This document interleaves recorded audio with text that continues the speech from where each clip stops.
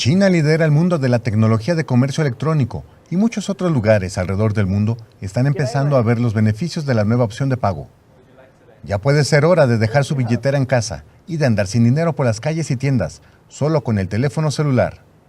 Las plataformas de comercio electrónico como Alipay y WeChat no están muy extendidas en Australia. Sin embargo, muchas empresas de Sydney comienzan a adoptar el nuevo método de pago, como en el expendio de helados N2. Let's have one of each. One of each. Would you like a small or regular size? Regular. Regular? Yep. So what kind of payment would you like? Alipay. Alipay? Sure. So why did you decide to adopt? ¿Por qué decidiste adoptar Alipay? Oh, well, it's a way forward because Porque es el camino a seguir. Estamos ubicados en Chinatown y hay muchos turistas, ¿y por qué no? Y es un sustituto de otras formas de pago, como efectivo, tarjetas de crédito, tarjetas de débito. Es otra forma de pago en lugar de esas. A pesar de haber comenzado hace pocas semanas a brindar este servicio, muchos clientes compran por medio de Alipay. Los australianos están muy por delante en los pagos sin contacto físico, por lo que se augura un muy buen uso para Alipay, una opción más de comercio electrónico en la gran isla de Oceanía. Con información de la oficina en Sydney, Australia, Noticias Xinhua. And it's very good.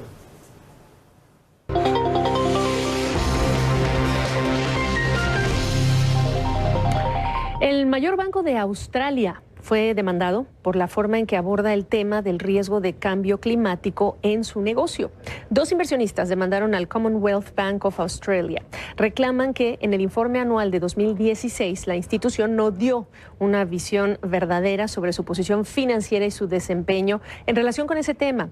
Esta es una de las primeras acciones legales en el mundo promovida por accionistas contra un banco con este mismo pedido. Pero no son los únicos que reclaman. Hace meses, accionistas de Chevron presionaron para que divulgue datos sobre riesgos asociados con políticas enfocadas en combatir el cambio climático, como parte de las prácticas de Chevron de divulgación de información. Y tampoco estos accionistas fueron los únicos. En la reunión anual de Occidental Petroleum, otro grupo de inversionistas solicitó a la empresa generar un informe regular sobre este mismo tema. Eso hacen los accionistas, pero mientras tanto en Washington la discusión por estas horas y en estos días en algunas oficinas del gobierno tiene que ver con otro aspecto del tema y tiene que ver más con la frase cambio climático que con la información sobre el tema. Un correo electrónico obtenido por CNN recomienda a empleados del Servicio de Conservación de Recursos Naturales evitar el tema o la frase cambio climático y en su lugar usar otro, climas extremos. Y las frases opcionales, la resistencia a climas extremos, por ejemplo. En lugar de hablar de reducir gases de efecto invernadero, sugieren hablar de construir materia orgánica en el suelo, aumentar la eficiencia en lo que es el uso de nutrientes. Y hay que decir que para un gobierno que retiró a su país del Acuerdo de Cambio Climático y con una oficina de protección ambiental que está removiendo regulaciones para limitar las emisiones de gases de efecto invernadero, bueno, pues estos detalles sobre si hablar o no de cambio climático, pues sí generan preocupación. Invité a un experto en temas de sustentabilidad y cambio climático, que es muy activo en este tema en todo lo que es el universo de las ciudades.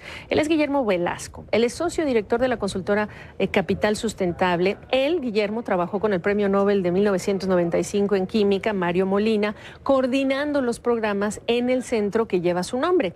Recordarán ustedes que Mario Molina fue uno de los descubridores del agujero en la capa de ozono. Dicho lo cual, Guillermo, bienvenido. Y la pregunta que yo te hago, si tú recibes un correo y te recomiendan dejar de hablar de cambio climático y hablar de, digamos, climas severos, ¿qué piensas? Hola, ¿qué tal? Muy buenas tardes. Bueno, yo creo que lo primero que nos daría a los que trabajamos de manera seria en este asunto es que lo tomaríamos como una broma, ¿no? Sería lo primero, como algo que no es real para nosotros. Es muy evidente que el cambio climático es real y yo creo que si le cambiamos el término, no por eso desaparece. Ojalá fuera así, pero no va a suceder, evidentemente.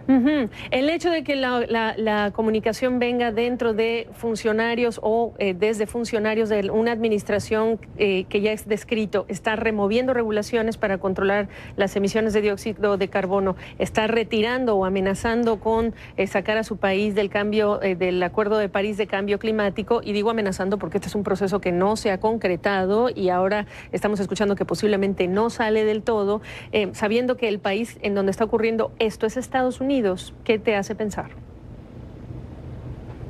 Mira, es definitivamente muy preocupante. Estados Unidos contribuye con cerca de 1/4 parte de la emisión de los gases contaminantes que causan el efecto de cambio climático. Entonces, claro que es muy preocupante para el resto de la humanidad que quien tiene el 25% de la culpa del problema, pues decida tratar de voltear la vista hacia otro lado. Y más preocupante es cuando hay un reporte muy reciente que obtuvimos y que se pudo observar que es un borrador, pero es un borrador de parte de la Agencia de Científicos en Estados Unidos, de parte de los próximos científicos del gobierno de Estados Unidos, en donde dicen que de manera innegable, entre un 95 y un 100% de probabilidad, el cambio climático es causado por los seres humanos.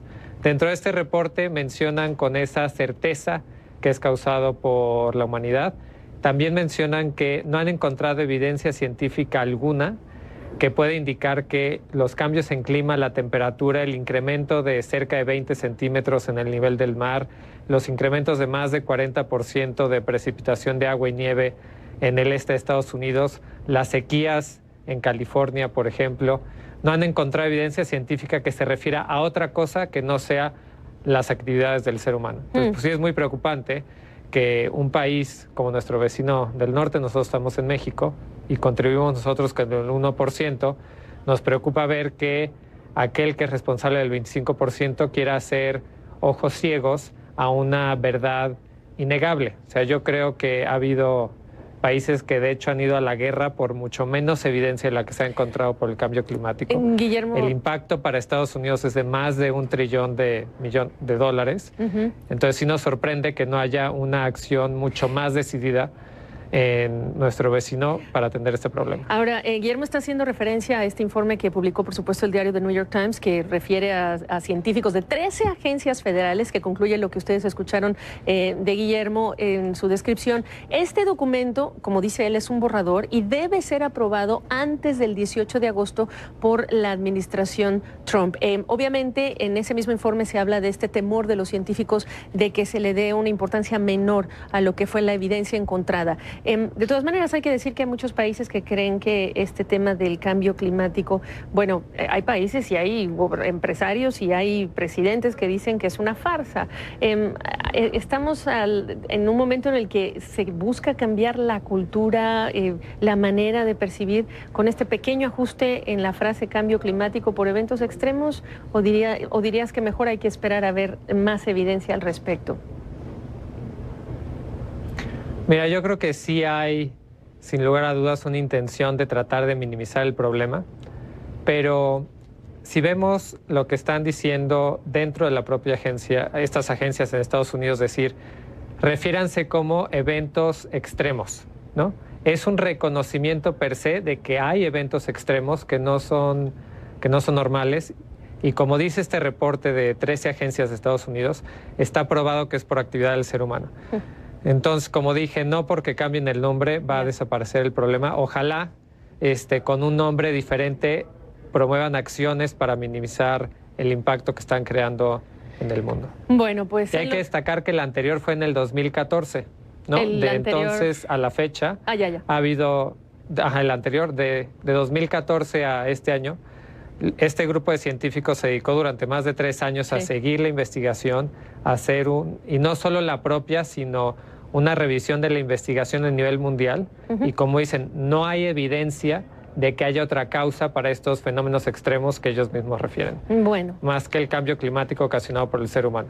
Pues ahí está, cambio climático, eventos extremos. Al final hablamos de esto que dices tú, producido por el hombre, en las palabras de Guillermo Velasco en la Ciudad de México. Gracias, Guillermo. Ni hablar. Gracias Las a ustedes. adicciones a las drogas están haciendo estragos en las mujeres jóvenes de nuestro país. De acuerdo a la encuesta nacional de consumo de drogas, alcohol y tabaco 2016-2017, el consumo de drogas se incrementó en un 205% entre mujeres de 12 y 17 años, lo que es una cifra escandalosa. La Comisión Nacional en contra de las Adicciones señaló que este fenómeno podría estar asociado con el cambio de hábitos en este sector de la población.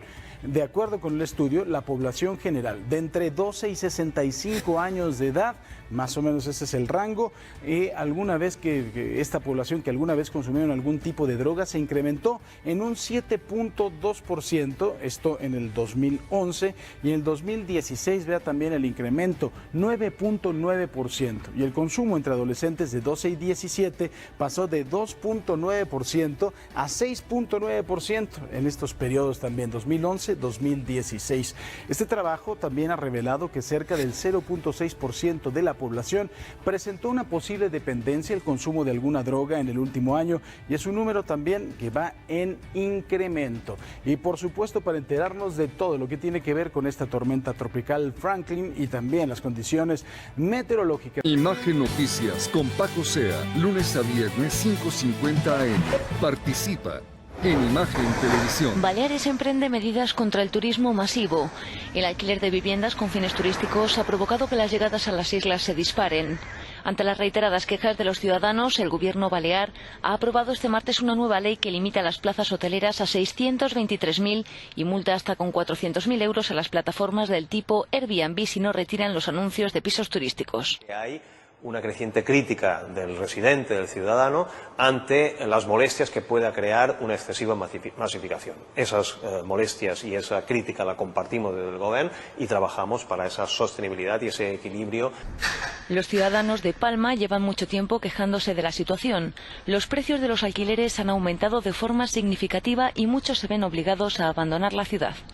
No sé dónde voy a ir después de septiembre, porque no encuentro nada, lo que yo puedo pagar, porque yo más de 600, como que no, es que no lo gano. Que se está encareciendo mucho el centro de Palma.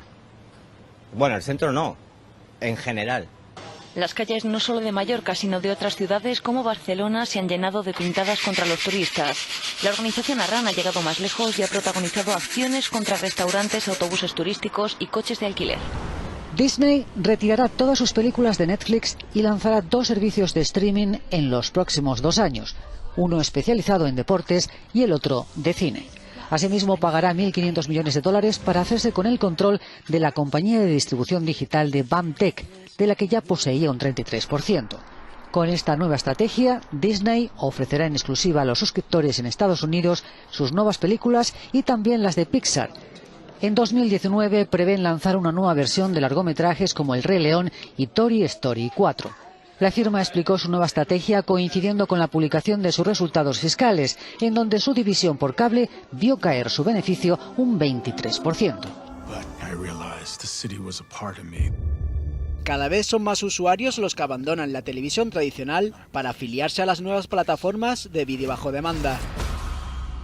Walt Disney es consciente de ello y la compañía propietaria de Marvel, Lucasfilm y Pixar, entre otras, ha anunciado el fin de su acuerdo con la plataforma de streaming Netflix. Pero no será hasta 2019 cuando el gigante americano lance su propio servicio de transmisión de contenido multimedia por Internet. Los usuarios de Netflix España pueden estar tranquilos, al menos hasta el momento, porque como ha confirmado en un comunicado Netflix, el acuerdo solo afecta a Estados Unidos y es independiente de España o Latinoamérica. Disney ha comentado que sus nuevos servicios estarán basados en tecnología suministrada por la firma de transmisión de vídeo BAMTech. El anuncio se hizo después de que Disney registrara una caída de casi 9% en su beneficio trimestral, debido a mayores costes de programación y una disminución del número de suscriptores en su canal deportivo ESPN. El Banco Santander vende al fondo Blackstone el 51% del negocio inmobiliario del Popular, tanto créditos como inmuebles, valorado en unos 10.000 millones. Se trata de la mayor venta de una cartera inmobiliaria en la historia de España y una de las mayores de Europa, según informan fuentes del Santander. La transacción implica la creación de una sociedad a la que el Popular traspasará activos con un valor bruto contable agregado de unos 30.000 millones de euros y el 100% del capital de Aliseda, su filial inmobiliaria. La nueva compañía estará participada en un 51% por Blackstone y un 49% por el Banco Popular. La gestión del patrimonio de esta sociedad conjunta será asumida por el fondo estadounidense. La operación reducirá significativamente la exposición inmobiliaria en el balance y permitirá al banco centrarse en la actividad comercial. además de suponer un paso importante para la integración del Popular en Santander, según fuentes del grupo que preside Ana Botín. Se espera que la transacción se cierre en el primer trimestre de 2018. Black Wall Street Capital y Almadelia García, quien es CEO de iSense Club de Inversionistas. ¿Qué tal? Bienvenidos. Muy buenas tardes, Susana. Hola, buenas tardes. Santiago, Walmex publicó un incremento de 6.2% para sus ventas a mismas tiendas. ¿Qué nos puedes comentar sobre este incremento que se dio a conocer ayer? Como bien menciona Susana, Walmart de México reportó para el mes de julio un incremento de 6.2% en ventas mismas tiendas, consolidando así su incremento consecutivo número 32 y el segundo mejor resultado para un mes de julio en 8 años. Walmart además anunció que por quinta vez en el año hubo una ligera caída en el tráfico de clientes, pero también reportó un incremento en el importe promedio por ticket, que es el más alto al menos en este año, ¿no? Y bueno, impulsada por una jornada alcista en México, la acción de Walmex está consolidándose por encima de su media de 100 datos, rompiendo al alza una resistencia de corto plazo que tenía en 43 unidades y perfilándose hacia el máximo de 2017, que está apenas por arriba de 44 pesos. Y bueno, a pesar de que el precio objetivo promedio de los analistas es de 43.70, la apertura de nuevas tiendas tanto en Centroamérica como en el país y un escenario neutral del Tratado de Libre Comercio son catalizadores que impulsarían el precio de la acción hacia nuevos máximos del año. Bien, Alma, en general, ¿tú cómo calificarías el comportamiento de los distintos sectores que hemos visto en el mercado local? Yo diría que han estado muy bien. Desde que tuvimos el tropiezo una vez que el señor Trump fue electo y fue obviamente elegido como presidente, tuvimos un bache muy fuerte en lo que fue en el mercado nacional. Sin embargo, a partir de ese momento, desde febrero a la fecha, hemos tenido una recuperación de una manera muy importante. Específicamente ha habido algunos sectores como el financiero, el de infraestructura y el de aeropuertos que han apuntalado este crecimiento. Ha habido otros sectores que se han quedado un poco rezagados, como ese de la construcción, ya que han tenido un incremento muy fuerte en insumos y eso ha reducido su margen. Por otro lado, también está el sector de la minería, que ha tenido alzas tanto en plata como en cobre, pero el oro se ha quedado rezagado y no les ha permitido tener un crecimiento importante. Y otros sectores han estado muy en línea con el IPC, como es el consumo frecuente y el industrial. Santiago, ante las tensiones políticas actuales, pues algunos activos pues se han visto, los activos refugio más bien siguen mostrando importantes entradas. ¿Con esto el oro mostrará una importante alza para los siguientes meses o cuáles son tus expectativas? Muy bien. Tenemos que considerar primeramente tener presente las tensiones entre China y la India por la disputa territorial de la zona fronteriza de Dockland, ¿no? El roce entre ambos países se ha ido incrementando en estos días, como lo hemos visto. El Ministerio Chino de Defensa protegerá, lo dijo, sus intereses en materia soberana y de seguridad, dejando en claro que les gusta la paz, pero no dudarían en usar medidas drásticas en caso de ser necesario. Si a esto le sumamos que Corea del Norte, por culpa de su expansión, tanto el arsenal nuclear como de misiles, acaba de ser sancionada en materia de exportación de materias primas por una votación de 15-0, mayoría absoluta, y con un presidente de Estados Unidos, me atrevo a decir, imprudente, impulsivo, me pone a pensar que es un momento ideal para voltear a ver activos de refugio, particularmente el oro que cotiza actualmente en su resistencia desde 2012 y que aunque históricamente muestra un comportamiento bajista hacia el cierre de año, pues no tenemos que esperar un conflicto fuerte entre dos países para desestabilizar el sentimiento de bonanza de los inversionistas, ¿no? Y con ello ver una salida de capitales de los países emergentes hacia activos de refugio o incluso a países más desarrollados. Y Alma, por otro lado, con un entorno complicado, pues a nivel global, los aeropuertos han mantenido como un sector fuerte, con fuertes retornos este año, como ya lo platicabas. ¿Crees que las ganancias se mantengan en la segunda mitad del 2017? Efectivamente, los aeropuertos han estado con unos resultados sobresalientes y yo me atrevería a decir que no solamente en el 2017, sino en el 2016 han tenido de verdad un resultado muy bueno. Cuando hacemos un zoom hacia qué está pasando en el sector aeroportuario, vemos que Azul tiene un crecimiento en un año de 47% en su precio de acción. Esto significa que ha crecido muy por arriba de sus contrapartes como es GAP o como es OMA y muy por arriba de lo que es el IPC. Pues podríamos esperar que tanto GAP como OMA pudieran traer todavía un crecimiento, que hubieran estado rezagados durante estos meses y pudieran seguir con un crecimiento sostenido hacia el resto del 2017 y lo que es el 2018, ya que en un año solamente han tenido un precio de incremental de 8.5 y 6% en sus cotizaciones respectivamente. Santiago, agosto y septiembre han resultado históricamente los peores meses para el Standard & Poor's y el Eurostock. ¿Crees que observemos una pausa en la racha alcista en estos mercados? Históricamente el Standard & Poor's muestra un retroceso de 1.2% promedio en el mes de agosto y de menos 0.33 en septiembre. Los meses más complicados en la historia de Wall Street by far.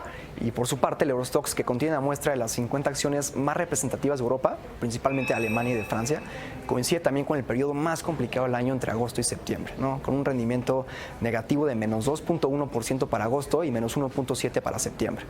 Entonces, al arranque de este mes observamos datos favorables en materia de economía, también en materia de trabajo y de balanza comercial de ambas zonas, por lo que el panorama de corto plazo es positivo. Sin embargo, a principios de septiembre tenemos la próxima reunión de la Fed y la reunión del Banco Central Europeo para decidir sus tasas de interés, ¿no? Que si bien el Banco Central Europeo estaba imitando la política de Estados Unidos del 2008, haciendo quantitative easing para estimular la economía, que en el caso de Europa pues es para estimular la demanda agregada y que hubiera inflación. El quantitative easing ya se extendió más de lo que debería, por lo que este año podría esperarse un tapering y esperar un alza de sus tasas de interés. Creemos que el Banco Central Europeo ha dado señales claras al mercado, como en su momento lo hizo la Fed, y la racha alcista del Standard & Poor's y Eurostoxx podría acabarse entre septiembre y octubre, donde se definirá el rumbo de la política monetaria en las dos zonas más fuertes del mundo, ¿no? Pues sí, ya veremos qué ocurre en agosto y en septiembre, estaremos muy atentos. También, Alma, en un escenario de baja volatilidad y dudas sobre si se podrán validar o no los actuales niveles del Standard & Poor's 500, ¿crees que observemos una toma de utilidades en los siguientes 2 meses, en agosto y septiembre? Efectivamente, como ustedes lo comentan, ya el Standard & Poor's está en máximos históricos. El índice de volatilidad nos está indicando que pudiera estar llegando a su punto final esta racha alcista, y sí podríamos observar en un momento dado una toma de utilidades por aquellos inversionistas un poco más conservadores y moverse hacia activos un poquito menos agresivos. Probablemente los inversionistas más agresivos lo que van a hacer es tomar pues esa instancia de que pudiera haber esa baja y se van a mover hacia cortos con la expectativa de tener un ajuste importante en lo que es el Standard & Poor's. Bien, pues gracias por este análisis, por darnos a conocer quiénes ganan y quiénes pierden en el mercado. Santiago Cortés, gerente de operaciones de Black Wall Street Capital, y Alma Delia García, CEO de iSands Club de Inversionistas. Muy buenas tardes. Muy buenas tardes, gracias. Buenas tardes. Gracias. Los líderes políticos han salido en defensa del turismo ante el creciente rechazo que está provocando en las principales ciudades españolas la sobreexplotación, la subida del alquiler temporal y el desplazamiento del residente local. En Bilbao han realizado pintadas en la puerta de la sede de la Agencia Vasca de Turismo en señal de apoyo a las manifestaciones convocadas por Ernai. El presidente del Gobierno, Mariano Rajoy, no ha dudado en criticar la turismofobia y dice que no tiene sentido que se cuestione al sector turístico.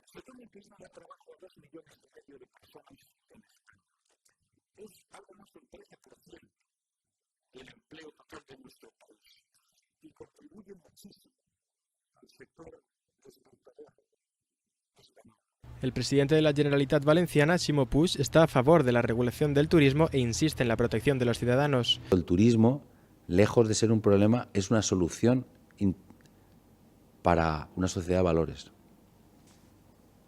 Ahora, eso no quiere decir que haya que regularlo, no quiere decir que evidentemente tiene que darse unas circunstancias también de control. En Mallorca, el colectivo Arran ha marcado 1000 coches de alquiler con pegatinas contra el turismo. Se trata de una segunda acción que los jóvenes de colectivos separatistas han llevado a cabo en la isla para protestar contra la masificación turística.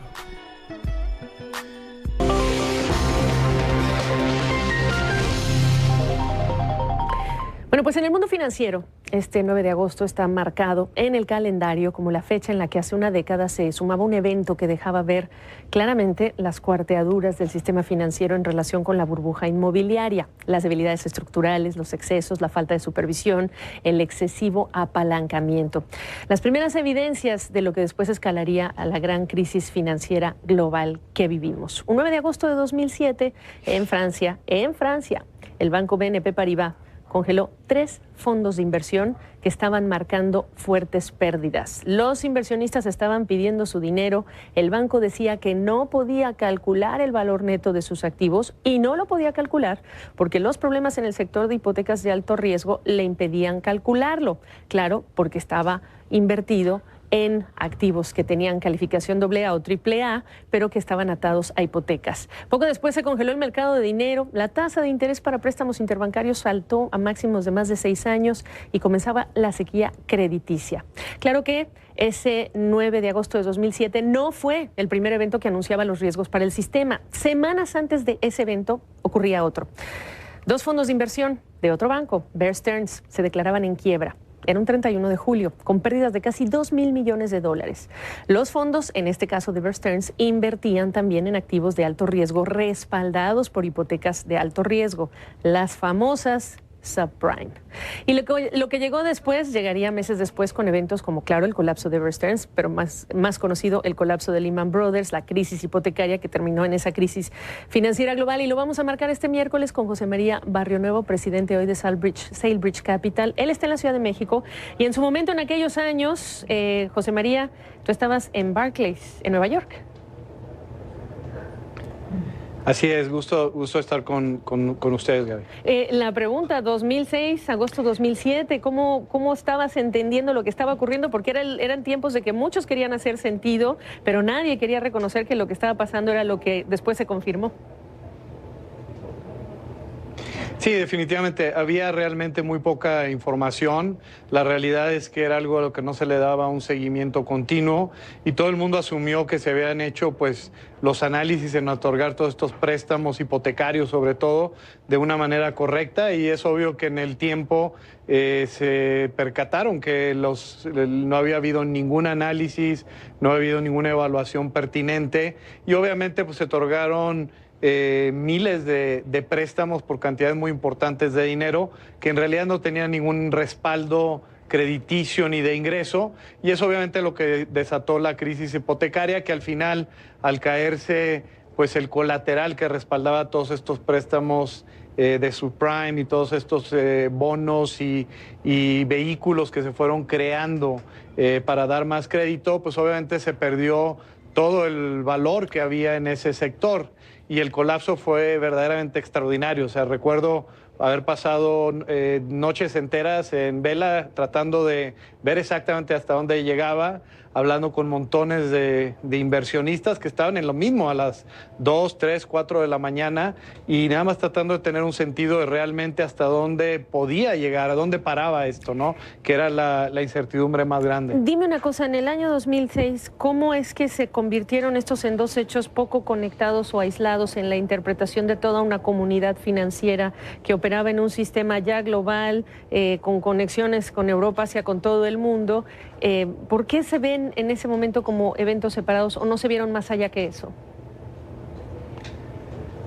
En ese momento se ven como eventos separados precisamente porque nadie se estaba realmente enfocando en el problema central, que eran las hipotecas de calidad inferior, ¿no? Las famosas subprime, y obviamente tampoco tenían un sentido de la magnitud que tenían, porque lo que sucedió es que se usaban en préstamos que al final tenían este componente, pero era una parte que suponía era relativamente baja. Eso creaba un nuevo préstamo que se usaba nuevamente de colateral en otro préstamo más, y todo eso generó una pirámide que al final tenía una calificación crediticia en la que todo el mundo confiaba y que obviamente no reflejaba la realidad. Y el problema, por supuesto, es que era muy prevalente. Había una cantidad extraordinaria de estas hipotecas, alrededor de $2 trillones que habían sido utilizadas para formar todos estos préstamos, ¿no? Claro, entonces una cadena de situaciones, desde quien toma el préstamo y realmente no lo puede pagar ante un ajuste de tasas de interés,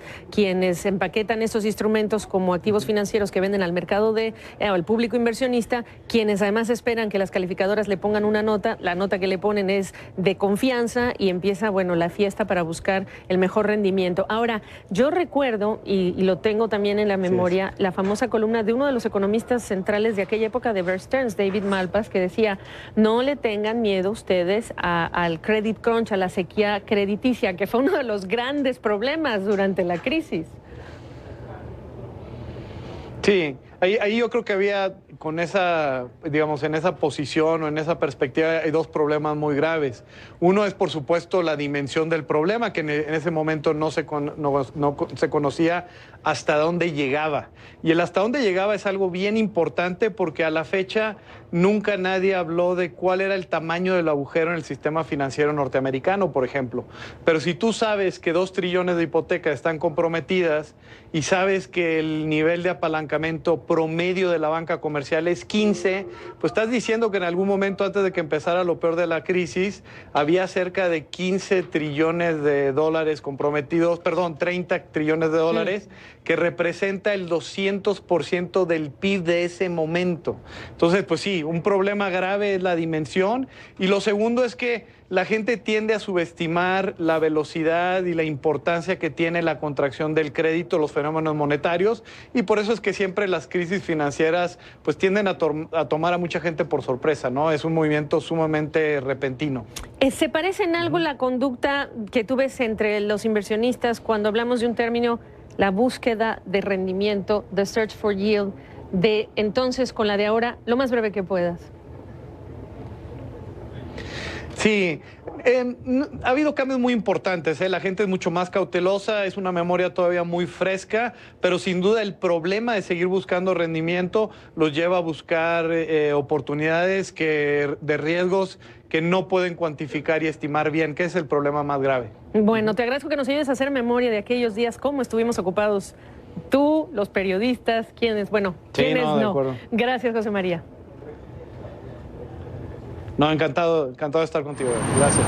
Este 9 de agosto se cumple el 10º aniversario del estallido de la mayor crisis económica de la historia. Después de años de bonanza y créditos baratos, bancos y financieras en todo el mundo empezaron a experimentar serios problemas de liquidez. El francés BNP Paribas fue uno de los primeros en Europa en reconocer que no contaba con suficiente dinero para hacer frente a sus obligaciones. Ese día anunció la suspensión de 3 de sus fondos por la crisis de las hipotecas basura en Estados Unidos. Poco después, el británico Northern Rock admitió haberse quedado sin dinero y nadie le prestaba. El gobierno decidió nacionalizarlo para salvarlo de la quiebra. El pánico comenzó a extenderse. La crisis de crédito había golpeado hasta el mismísimo Lehman Brothers, con más de 150 años de historia. 10 años después, la Comisión Europea hace balance y, aunque reconoce que queda mucho camino por delante, da por superada la crisis. La nueva regulación minimiza el riesgo de los bancos ante posibles futuras crisis. Hace unas horas, Bob Iger, el presidente ejecutivo del conglomerado Disney, reconoció que la decisión de sacar el contenido de su compañía de Netflix es una decisión estratégica para el futuro del negocio de este conglomerado. Disney planea crear 2 servicios de streaming a partir del año 2019. Competirá directamente con Netflix, con Amazon, con CBS y con HBO. Una de esas plataformas de streaming va a ser para películas y series de televisión de marcas como Pixar o Marvel o Lucas Entertainment o Lucasfilm, mejor dicho. Y el otro, o la otra plataforma, estará dedicada al contenido de ESPN. Mostrará 10,000 eventos al año, incluyendo juegos en vivo. Por cierto que en 2018 termina el actual contrato que tiene Disney con la empresa Netflix. Pero aquí la pregunta es, ¿llega tarde este conglomerado de medios a sumarse a esta oferta de contenidos por streaming o tendrá éxito y de qué depende? Y se lo preguntamos a Alejandro Ruelas Gossi, él es profesor de Estrategia e Innovación en la Universidad de Miami.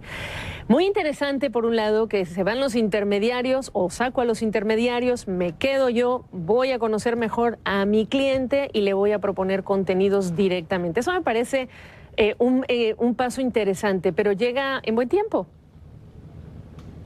Sí, perfecto tiempo, Gaby. ¿Cómo estás? Mira, la realidad es que llega en buen tiempo porque tiene una fuerza de marca impresionante de más de 100 años y creo que eso es realmente fabuloso. Pero la otra cosa también interesante es la tecnología. La marca fuerte y la tecnología, tú sabes que invirtió $1 millón en BAMTech, que era precisamente la tecnología que comentaste ahorita de ESPN. Es decir, va a tener una super tecnología para poder llegar al consumer over the top. Entonces, definitivamente es importante la marca y la tecnología. Pero por otro lado hay un tema muy interesante, Gaby, el tema de la multiplataforma. Es decir, hoy ya encontramos a un consumidor más sofisticado que se inscriba a Netflix, que es la barata, y de películas, la verdad es que de muy poca calidad, pero series interesantes de vez en cuando. Y ya empieza también el consumidor que también compra Hulu y que compra el iTunes, etcétera. O sea, hay un consumidor que está dispuesto a gastar más. Tú sabes que hoy por hoy ya lo que se gasta en publicidad en la red y lo que se hace de publicidad en la televisión ya casi son equivalentes. Entonces yo creo que son esas cosas. La marca, la excelente tecnología de BAM, de ESPN, que eso va a ser maravilloso, y el tema de ser dueño del canal, porque también eso es muy importante, Gaby. El sueño del canal es importante. Si no, te va a tratar de poner tus películas Disney baratas al 2x1 o lo que sea, y eso solamente Disney no lo va a permitir. A ver, profesor, entonces, ¿qué riesgo le ves a este nuevo concepto de Disney? No me vas a decir que ninguno. La realidad es que yo soy muy optimista en la apuesta. Yo creo que el cliente va a estar dispuesto a hacer cola para este servicio. Es decir, seguramente va a tener una cantidad interesante, a lo mejor $2-3 arriba de la de Netflix por mes, como lo tiene hoy Hulu. Y yo creo que definitivamente esa fuerza de marca. Pero fíjate cómo interesante, primero se compró la tecnología. O sea, la tecnología es base, porque en el over the top, para el consumidor directo del dispositivo, es importantísimo que la tecnología funcione bien. Ok, entonces, pero ellos ya tienen esa tecnología. Pero háblame de las marcas, profesor, porque tenemos estas dos plataformas. Y aquí la pregunta es cómo va a manejar estas marcas. Hablas de Pixar, hablas de Lucasfilm, hablas de Marvel, que es una parte enorme de lo que tiene, por supuesto, en esa plataforma, más contenidos de televisión, que hay que decir ABC, la cadena, que está como parte también de todo lo que es la lista de activos que tiene Disney, y tienes ahí ESPN. ¿Cómo lo organizas? ¿O ese no es un problema? No, eso no es problema, porque mira, las marcas, cada marca que tú comentaste, Lucasfilm, de Marvel y de Disney, son hiperrentables. Es decir, cada una se convierte en la segunda parte, tercera, cuarta, quinta. Entonces, las marcas son muy fuertes. Y la organización, Gaby, yo la veo muy fácil. Lo mismo que tienes en Hulu, que dice, lo quieres ver por network, por género, y todo está distribuido de una manera muy, muy clara. Y creo que va a ser muy importante la fuerza de marca Disney, pero ahora tiene muchas submarcas. Y aparte, toda esta cuestión del real time. El real time también tiene muchísimo que ver. O sea, hay cosas que no las puedes ver después porque te aburre que te digan quién ganó. Y la quieres ver a real time. Y esa parte va a ser una de las core que Disney va a tener. Entonces, yo creo que, imagínate hacer el bundle de las dos marcas en un fee mensual. Bueno, yo creo que es muy atractivo. A ver, ¿y qué me dices, por ejemplo, para una familia? El padre ve House of Cards, que está en Netflix. La madre ve una serie que tiene que estar en Amazon Prime. Y luego llega esta oferta. Tú no me vas a decir a mí que entendemos normalmente que la regla general sería que las opciones van a ser para el consumidor. Pero tú no te puedes inscribir a todos estos servicios necesariamente, porque además si tienes hijos, ahí tienes a Pixar y ya no va a estar en esta otra plataforma, etcétera. ¿No hay aquí una fatiga con la multiplicidad que se va a ver en este tipo de suscripciones? Pero a mí me encanta tu postura, porque es una postura muy familiar y me encanta eso, que estás pensando que todo el mundo en la sala viendo la tele, eso tristemente ya no existe. Oye, cada quien está en su dispositivo. Claro, sí, por eso. No, por eso pero ni dije como las cada quien está en su dispositivo, entonces las peleas se terminan. Porque cada quien está en su dispositivo. Dinero, entonces, profesor, esto es dinero, esto es suscripción. Por supuesto. Pero ¿sabes qué? Pero es un dinero que le llamamos bienes inferiores. Es decir, no te van a hacer la diferencia de comer o no comer en una casa. O sea, a mí me impresiona cuando veo, por ejemplo, que lo que pagan mis hermanos ahí en la Ciudad de México de Netflix es mucho menos que lo que yo pago aquí. Entonces yo creo que cada vez ese tema se va a ir bajando porque el volumen aumenta. Entonces yo creo que si no tuviera la fuerza de la marca que tiene Disney, yo diría que había duda. A mí el comentario que hizo uno de los fund managers de que arrogante Disney, por el amor de Dios, 100 años de hacer los seres más mágicos, por el amor de Dios, o sea, ¿cómo que va a ser arrogante? O sea, es una empresa realmente súper fuerte. Pues seguramente Alejandro Ruelas Gossi quedó totalmente inspirado hace mucho tiempo, como profesor de estrategias de negocio, también inspirado por Disney. Te agradezco mucho, profesor, tu análisis. Hasta pronto. Gracias a ti, Gaby. Encantado de verte de nuevo.